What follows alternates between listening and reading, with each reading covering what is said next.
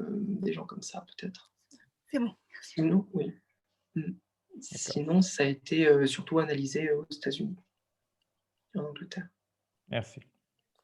Oui, je pense, Guillaume, je rebondis juste sur la question de Rodolphe, mais je pense d'abord que ce serait peut-être intéressant de parler de vos sources, parce que, enfin, si je ne me trompe pas, mais une partie de vos sources venait précisément plutôt des économistes que des critiques littéraires. Mais je pense qu'effectivement, effectivement, les économistes du début du XXe siècle, c'est-à-dire ces marxistes qui vont ensuite se convertir à l'orthodoxie, enfin au christianisme, enfin se convertir, voilà, comme Bulgakov, Berdyaev. Donc je pense que dans ce cercle-là, il faudrait peut-être aussi penser à Mikhailovski, il y a certainement un intérêt pour Henri Georges. Il faut vraiment que je cherche. Alors, d'autres questions?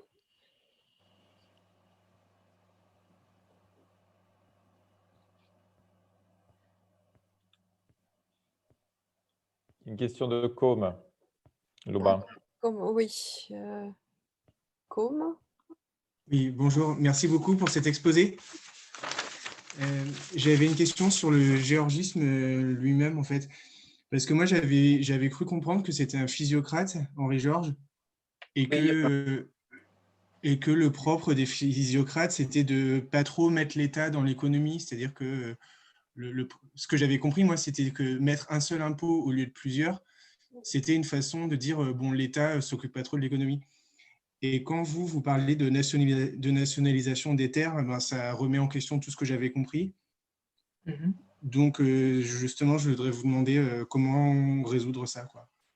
Mais c'est vrai que c'est tout à fait vrai que Henri Georges et Tolstoï aussi s'intéressent énormément aux physiocrates. Après, ils écrivent un siècle plus tard. Ah oui, effectivement, oui, c'est vrai. Ils écrivent mais leur influence est essentielle. Et oui, c'est vrai qu'à l'époque de Turgot, de Vincent Quesnay, oui, il y a la question de faire intervenir l'État le moins possible, mais parce que c'était l'idée montante, l'idée libérale à l'époque. Ou même chez Adam Smith, vous allez retrouver ça, et Henri Georges se réfère constamment à Adam Smith. Sur la question de l'intervention de l'État, pour Henri Georges, ça pose pas vraiment problème parce que justement, il y a cette idée qu'il y a des lois morales qui sont en fait des lois scientifiques et il faut qu'elles soient incarnées par une entité et cette entité, ce sera l'État. Donc pour lui, il ne voit pas du tout de contradiction là-dedans. Pour Tolstoï, plus, puisque lui, il croit beaucoup moins à l'État,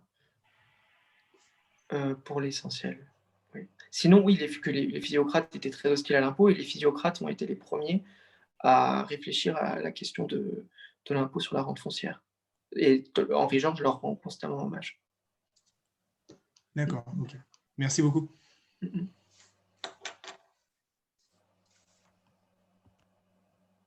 pas s'il y a d'autres questions.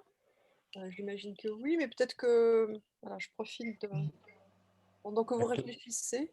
Il y a Claire a une question. Claire, où est-ce qu'elle est? Allez-y. Branchez votre micro parce qu'on ne vous entend pas. Voilà. Oui, bonjour. Bon, merci Guillaume, c'était vraiment passionnant et je suis particulièrement ravie qu'il y ait une nouvelle vocation dans les études tolstoïennes. Donc j'étais très heureuse de t'entendre ce soir. Je rebondis sur la question sur les physiocrates du coup. Tu as pu établir donc que Tolstoï s'était intéressé aux physiocrates ou c'est par l'intermédiaire de Henri Georges Je ne sais pas si c'est par l'intermédiaire ou pas, mais dans Anna Karénine, il y a beaucoup de passages où il est question des idées des économistes européens sur la valorisation des terres, et notamment il y a eu une controverse avec l'un des voisins Lévin, où Lévin essaie de dire que les idées qui circulent dans les années 1860-1870 en matière d'agronomie, ben, en fait, ne fonctionnent pas. Vu les programmes d'études que s'est fait Tolstoï dès les années 1840-1850, je ne serais vraiment pas étonné qu'il ait lu ce genre d'auteur avant Henri Georges. Donc, je suspends mon jugement en attendant. Il faut que je lise plus là-dessus. Oui, d'autant qu'on sait son goût et sa connaissance Bien de la sûr. culture mexicaine, donc ce serait intéressant du coup Oui, de en plus. Et pour la statistique aussi. ça concerne également ces domaines. Merci. Autre question? Bon, alors, oui, donc je vais en poser une en attendant que vous réfléchissiez. À savoir, enfin, c'est pas vraiment une question, c'est une piste de réflexion, une remarque. Cette opposition au déterminisme social, à la causalité et à l'explication des comportements individuels par le milieu, par l'éducation, par l'enfance, etc. On la retrouve aussi chez Dostoïevski. Hein, et on la retrouve chez Dostoïevski pareillement dans des scènes de procès, de jugement, notamment dans Les Frères Karamazov, hein, où voilà, l'avocat qui prend la défense de Dmitri Karamazov en se référant à la question justement du milieu, finalement, au lieu de le sauver, le coule complètement. Donc il y a vraiment une prise de position satirique, hein, c'est une scène d'une satire très forte, voilà, une critique très forte de cette explication, par exemple du crime par l'influence du milieu. Et donc, on peut, voilà, ça suggère, enfin, le fait que Tolstoï rejoigne Dostoïevski sur ces questions, enfin, qui se retrouvent sur le même terrain, hein, ça montre qu'il y a un débat autour de cela, hein, c'est-à-dire que voilà, que le débat autour du déterminisme social semble très, très vivant à ce moment-là. Et probablement, la question du crime est une question importante au sein de ce débat. C'est-à-dire que voilà, la criminologie, enfin, participe peut-être de manière très active à ce débat. C'est-à-dire que c'est un peu cette dimension judiciaire, c'est ce qui révèle peut-être de la manière la plus évidente les grands enjeux de ce débat. Voilà, donc est-ce que vous avez déjà pu vous intéresser un peu à ces enjeux sur le plan dans le domaine de l'économie ou dans d'autres domaines, parce que clairement, comme vous l'avez dit, la préoccupation de Tolstoï dépasse évidemment la stricte question économique. Il s'inscrit dans ce débat sur le milieu qui apparaît dans les années 60-70 déjà en Russie. La problématique, c'est que la criminalité met en échec le progrès. Il y a du progrès social, mais le crime continue d'exister. Comment expliquer l'existence du crime? Donc c'est un peu une expérience limite dont se sert aussi Tolstoï pour confronter les discours sur le progrès. Il y a quelque chose dans les années 1880 qui l'interpelle particulièrement, c'est les travaux de Lombroso, qui sont cités dans Résurrection, parce que c'est une tentative de faire rentrer le crime, de concilier l'existence du crime avec l'existence du progrès. de dire en quelque sorte que le crime est inévitable, quelle que soit la société, quel que soit le niveau de progrès de la société, il y aura toujours du crime. Et ça, Tolstoï n'est pas du tout d'accord avec ça. Parce que d'abord, pour lui, c'est un discours qui vise seulement à justifier l'ordre établi. Et ensuite, parce qu'il pense que c'est faux d'un point de vue factuel, au-delà des intentions. Mais il faudrait étudier très sérieusement ce que Tolstoï a écrit, pensé de la criminologie de Lombroso. Absolument. Et la psychologie aussi de Tardet. Il me semble que pour Tolstoï, le crime est en partie le résultat de la répression du crime. C'est-à-dire que c'est l'institution judiciaire même qui produit le crime, et en mettant le criminel, donc c'est des débats en fait qui sont très, très actuels aussi. Donc c'est en mettant le criminel en prison qu'on le fige dans son rôle de criminel et qu'il ressort, s'il ressort, voilà, beaucoup plus endurci qu'il ne l'était au début. Et donc il y a cette idée que voilà, que c'est seulement en supprimant les institutions que l'on arrivera à minimiser, peut-être pas à éliminer, mais minimiser le crime. Et il me semble que ça rejoint justement la question de la terre, c'est-à-dire puisque la disparition, enfin la suppression des institutions répressives, et pour Tolstoï, l'État est toujours répressif, va de pair précisément avec la prise de conscience du fait que la terre ne peut être, n'appartient à personne, puisque tant qu'il y a une propriété sur la terre, en fait, il assimile cette propriété à une violence. Oui. Voilà, donc C'est la question de la violence qui est essentielle. Pour lui, la violence étatique et la violence des particuliers, c'est exactement la même chose. Et c'est la société dans son ensemble qui a une dépendance à la violence, qui, parce qu'elle a une violence latente, a besoin de mettre en place un système de violence légitime. C'est d'ailleurs intéressant que le concept apparaisse à la même époque sous la plume de Max Weber. Pour lui, il n'y a pas de violence légitime. Et donc, oui, pour lui, c'est le revers de la même chose. Même sur l'origine de la monnaie, il pense que, enfin, dans un autre genre, la monnaie symbolise la violence. La propriété symbolise, contient de la violence. Tout à fait. Est-ce qu'il y a d'autres questions? Il y a une question dans le Il y chat. avait une question Loba, écrite. dans le chat. Ah, dans le chat. Alors, Lorena Caroli, oui. Oui, bonsoir. Si j'arrive à me connecter, vous m'entendez? Oui, vous Oui, m'entendez? on vous entend, on vous voit, c'est parfait. Merci. C'était très intéressant et je voudrais rajouter quelque chose au débat qui est très stimulant. Par exemple, à propos du crime, je dois confirmer l'hypothèse que vous avez faite parce que Tolstoï même écrit un article contre le tribunal des mineurs. Puisqu'il y avait beaucoup de criminalité de jeunesse, Tolstoï est quelqu'un qui est absolument contraire.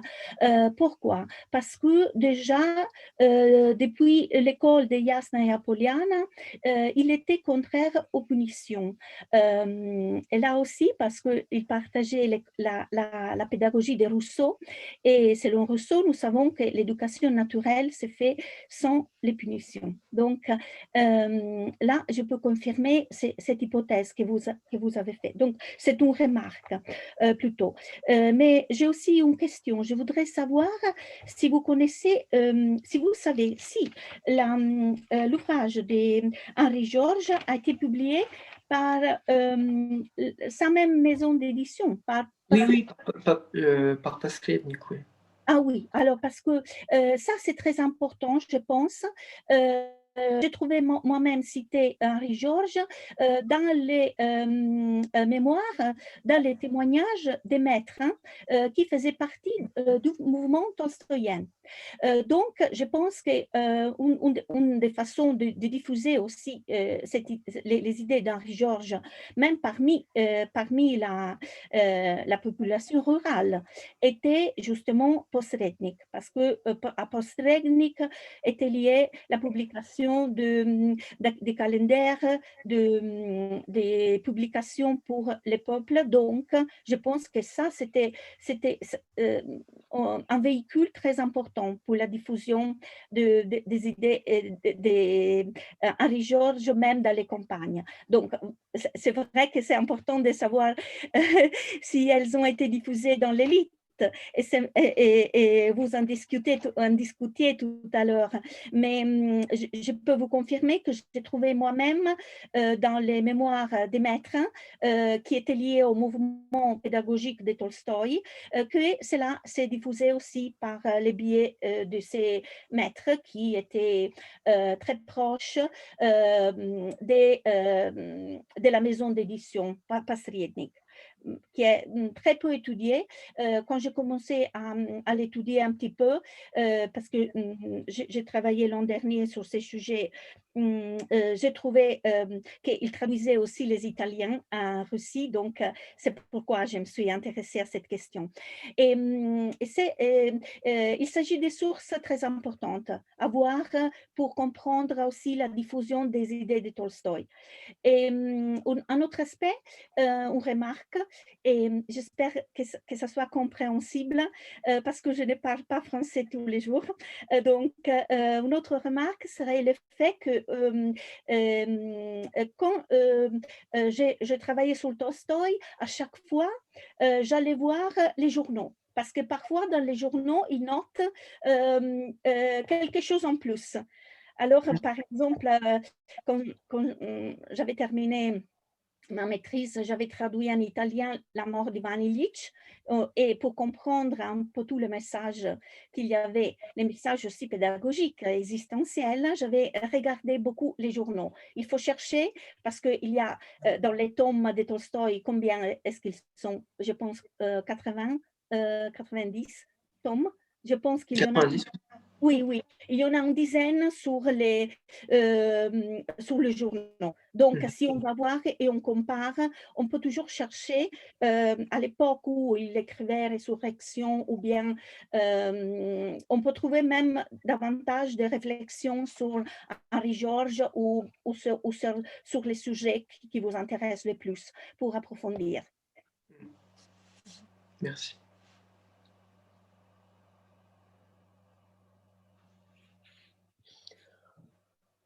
Alors, si je peux me permettre, s'il n'y a pas de... Je vois pas de... C'est vrai que je ne vois pas tout le monde, hein, donc si vous avez des questions, manifestez-vous.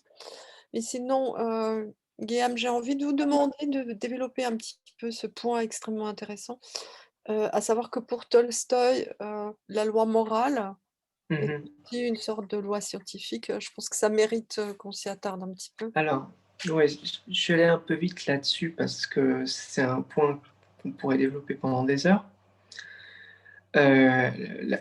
Encore une fois, en comparaison avec Henri Georges, lui, son idée, c'est que voilà, les lois scientifiques sont objectives, réelles. Les lois morales sont des lois scientifiques au sens où elles sont réelles.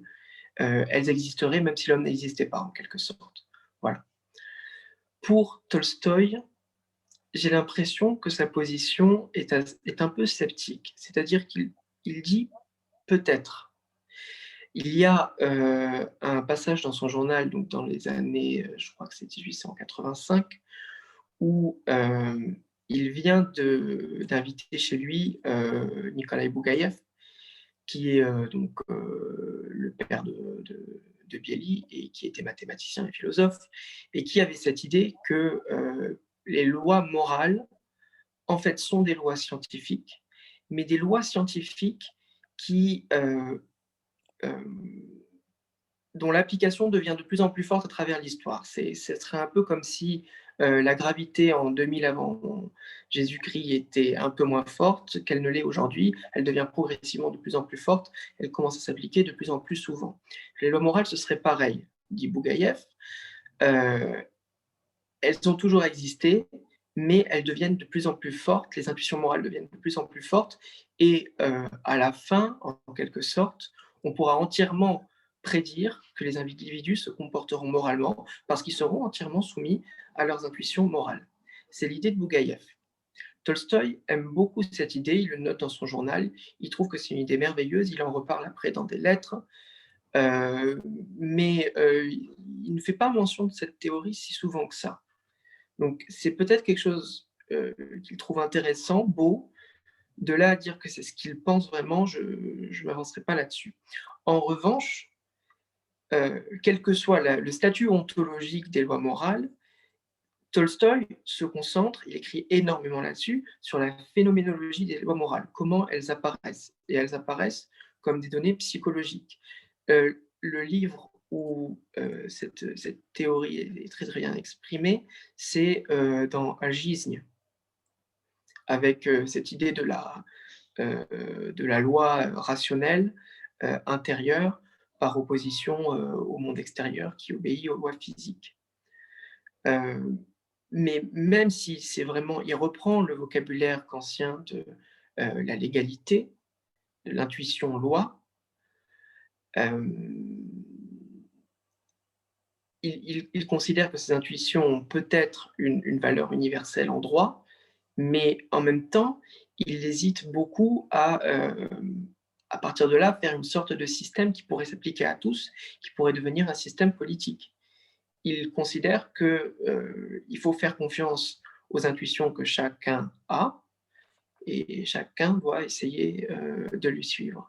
Donc, ça reste quand même quelque chose de très individuel, pour le coup. Quelque chose qui renvoie à l'examen de conscience, en fait, tout simplement.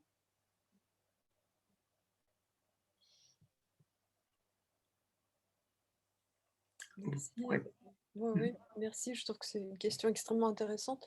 Est-ce qu'il y a d'autres questions, commentaires? Bon, dans ce cas, je continue peut-être.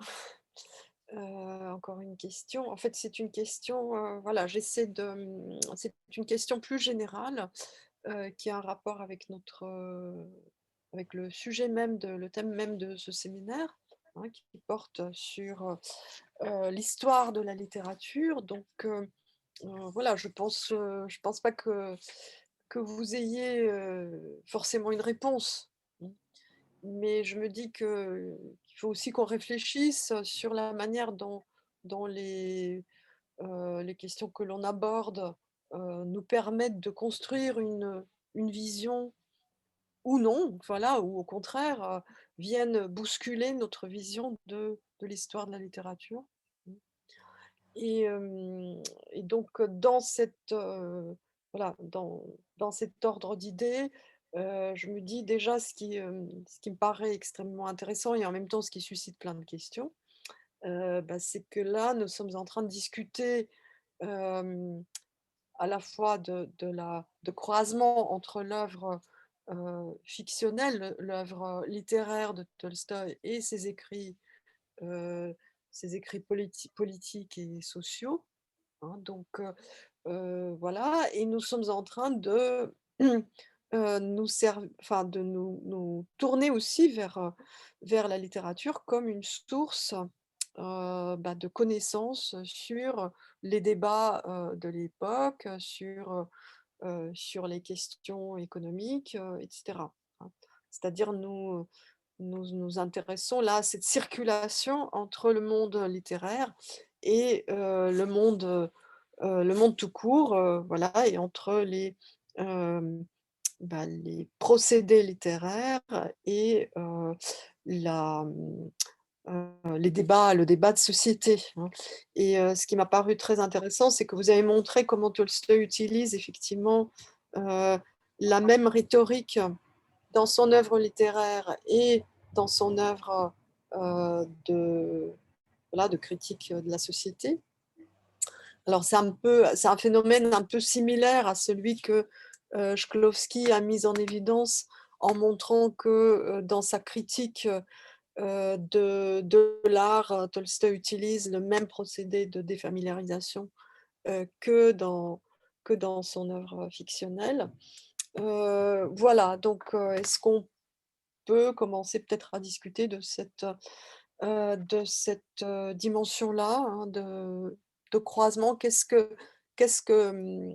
vous pensez que là, c'est peut-être un peu trop tôt pour le dire, mais qu'est-ce que cette réflexion sur Tolstoï économiste peut, voilà, en quoi elle peut nous faire avancer sur Claire Delaunay a déjà travaillé un petit peu sur ces passerelles entre les deux Tolstoï.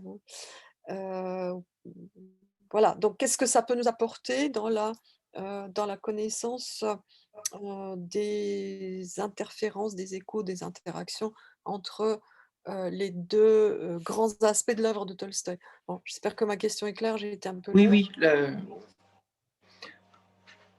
J'ai de plus, je n'ai pas assez encore travaillé pour répondre avec certitude là-dessus, mais j'ai de plus en plus l'impression que la rupture, la crise, les deux Tolstoï, c'est beaucoup plus une crise de la réflexion sociale politique qu'une crise religieuse.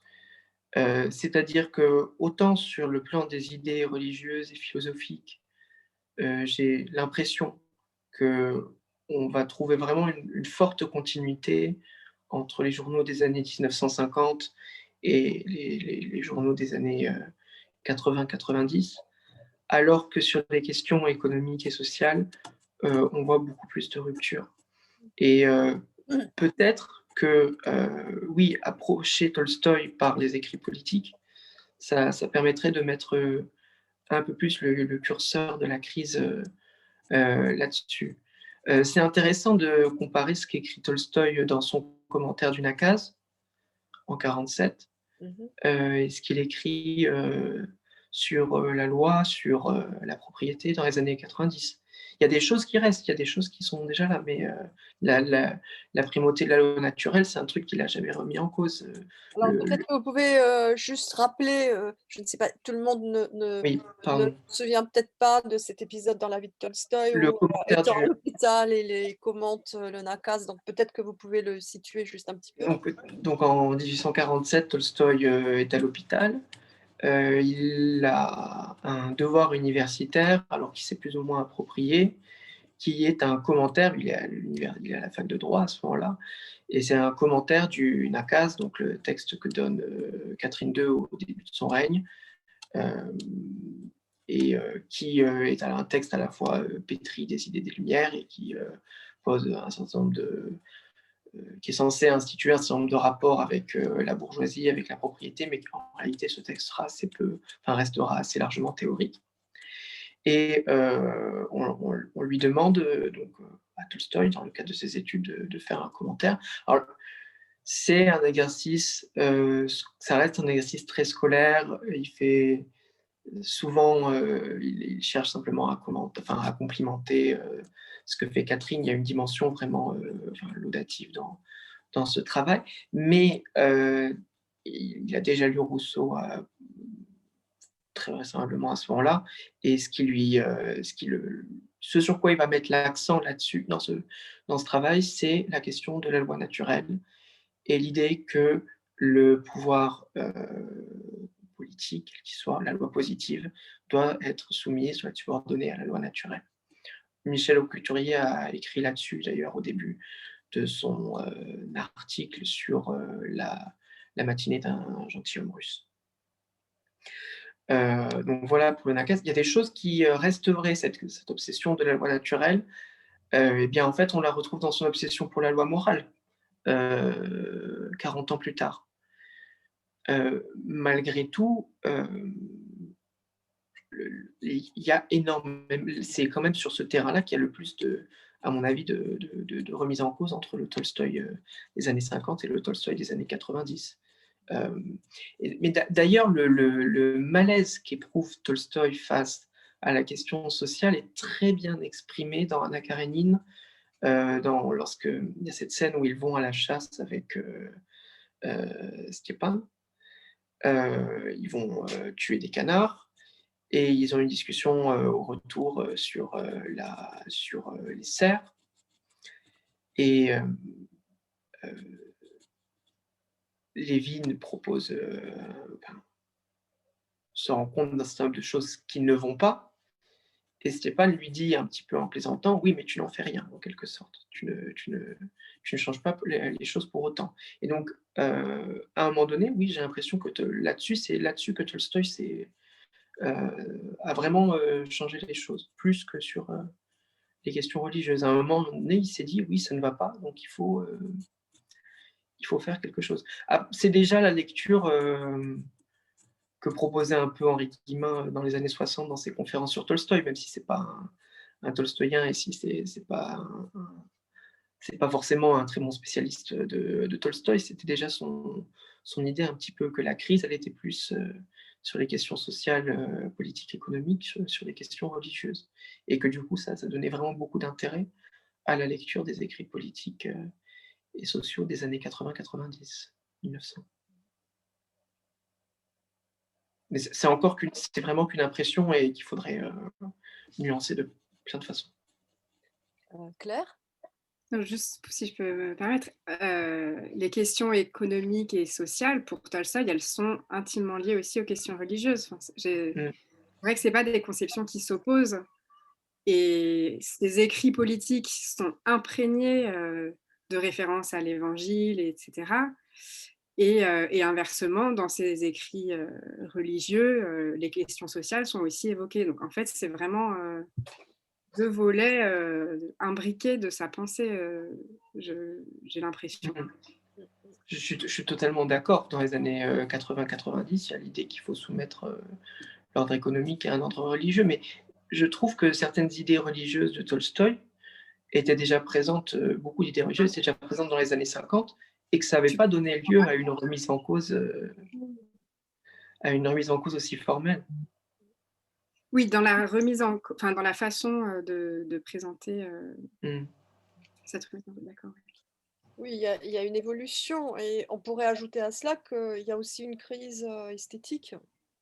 Et ce n'est pas un hasard si effectivement c'est dans les années 90 que la pensée de Tolstoï se radicalise sur ces questions-là. Il y a peut-être quelque chose aussi à voir. Enfin bon, Claire, vous l'avez déjà pas mal fait dans votre thèse, mais il y a voilà, aussi des croisements entre la question sociale et puis la question esthétique. Hein.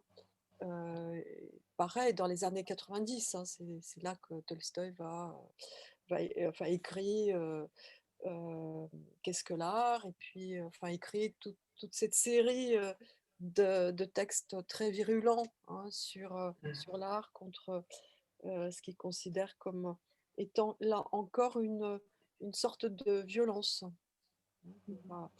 Voilà.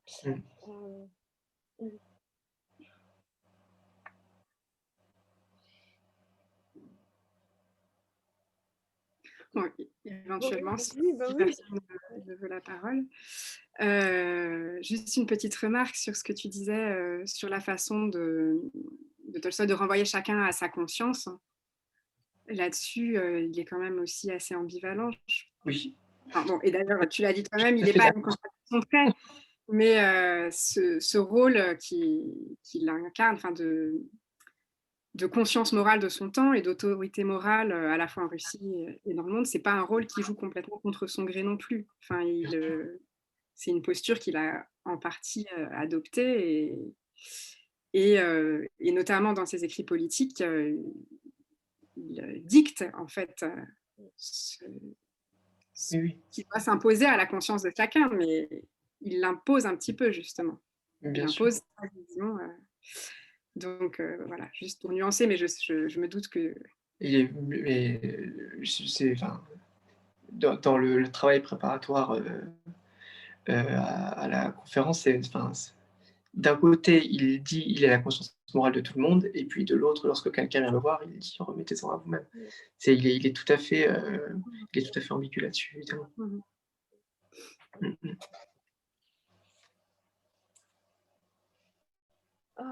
Voilà, bah écoutez, on n'est pas obligé de... Voilà, on peut terminer un petit peu plus tôt aussi, s'il n'y a pas d'autres questions. Moi, je pense que ça suscite énormément de réflexions, mais qui ne sont pas toujours faciles à formuler, et que l'une de ces réflexions, mais qu'on va voilà, peut-être lancer sans y répondre forcément tout de suite, et celle sur le référent du texte littéraire. En fait. Mais bon, c'est une éternelle question sur laquelle on tranchera peut-être pas maintenant, mais je pense que ça pose aussi ces questions-là. C'est-à-dire dans quelle mesure voilà, la littérature, dans quelle mesure un texte fictionnel, par exemple, devient un espace pour le débat social. Ça nous pose bien sûr la question de savoir si le monde diégétique d'une œuvre réfère vraiment voilà, au monde réel, ou si le texte dialogue avec lui-même. Donc là, on est au cœur vraiment d'une comment dire, de l'histoire littéraire, c'est-à-dire cette question du référent, elle est aussi historicisée, en ce sens que chaque époque y répondra de manière différente, et que Tolstoï, considéré à juste titre comme le maître, voilà, un grand maître du roman réaliste, qui va en quelque sorte pousser jusqu'à ses limites, bien voilà, donc peut dire cette place que Tolstoï occupe dans l'histoire littéraire peut nous autoriser en quelque sorte à considérer, voilà, à réfléchir sur la référentialité de son œuvre, mais en même temps les textes que vous avez évoqués, en fait les années 90, c'est précisément l'époque où la référentialité du texte littéraire va être mise en cause et en débat par la nouvelle mouvance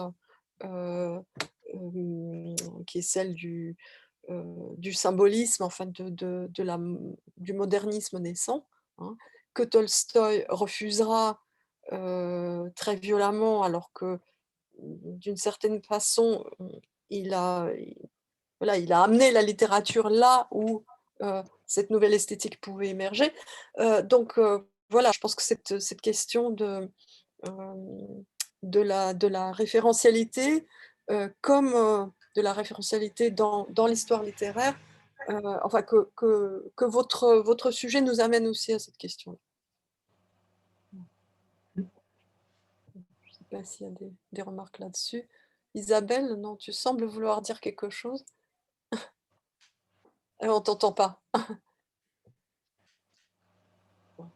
Non, je veux dire que oui, que c'est une question qui me paraît centrale, effectivement, comment lire un texte littéraire en oubliant que c'est, enfin, sans oublier que c'est un texte littéraire, justement. Et précisément dans ces années-là, c'est vrai que c'est important de se poser la question, et je ne suis pas sûre qu'on puisse y répondre, mais il faut en avoir conscience, effectivement, quand on aborde Tolstoï historien, Tolstoï économiste, ou autre, et c'est une dimension qu'il ne faut pas oublier. Voilà, c'est un peu le garde-fou méthodologique. Voilà. Alors, est-ce que quelqu'un souhaite encore dire quelque chose? S'il n'y a pas d'autres questions, dans ce cas, nous allons nous quitter jusqu'à la semaine prochaine, hein. Donc, vous voyez, ce calendrier est un petit peu particulier. Voilà, c'est un peu de ma faute. Je vous présente mes excuses. Je ferai mieux l'année prochaine. Donc, jeudi, voilà, bon, vous savez très bien que tout est un peu bouleversé hein, par la façon dont nous vivons en ce moment. Donc, la semaine prochaine, nous entendrons Anastasia Fourquenot de la Fortelle, de l'Université de Lausanne, qui nous parlera. Alors, on va être, voilà, on va faire un petit peu enfin, disons que sur le plan chronologique, hein, on va se promener dans cette histoire littéraire. Hein, ce ne sera pas dans l'ordre chronologique. Enfin, les séances ne se dérouleront pas dans l'ordre chronologique. Donc là aussi, je vous prie de m'excuser. Donc, Anastasia de la Fortelle nous parlera de métamémoire et mnémotopie de la littérature russe actuelle. Voilà, donc nous serons dans la littérature d'aujourd'hui. Hein. Voilà, on pose en fait, ces 2 premières séances auront posé le cadre chronologique qui va depuis le 19e, enfin plutôt la deuxième moitié du 19e jusqu'à la littérature d'aujourd'hui. Je vous remercie beaucoup de votre présence. Je remercie encore une fois notre conférencier. Merci Guillaume, c'était vraiment passionnant. Merci à vous. Voilà, merci à tous pour la discussion qui était très riche. Nous avons enregistré cette séance, donc voilà, si vous n'avez pas pu, pour ceux qui sont arrivés en retard ou qui ont dû partir en avance, vous pourrez la retrouver sur le site de notre centre de recherche Eurorbem, comme d'ailleurs nous espérons les séances. Et pour les étudiants de M2 qui devront rendre donc des résumés analytiques à la fin du semestre, hein, je rappelle. Voilà. Aussi. Voilà. Merci. Merci, bonne soirée à tous et Bonne à soirée. bientôt. Merci. Merci. Au revoir.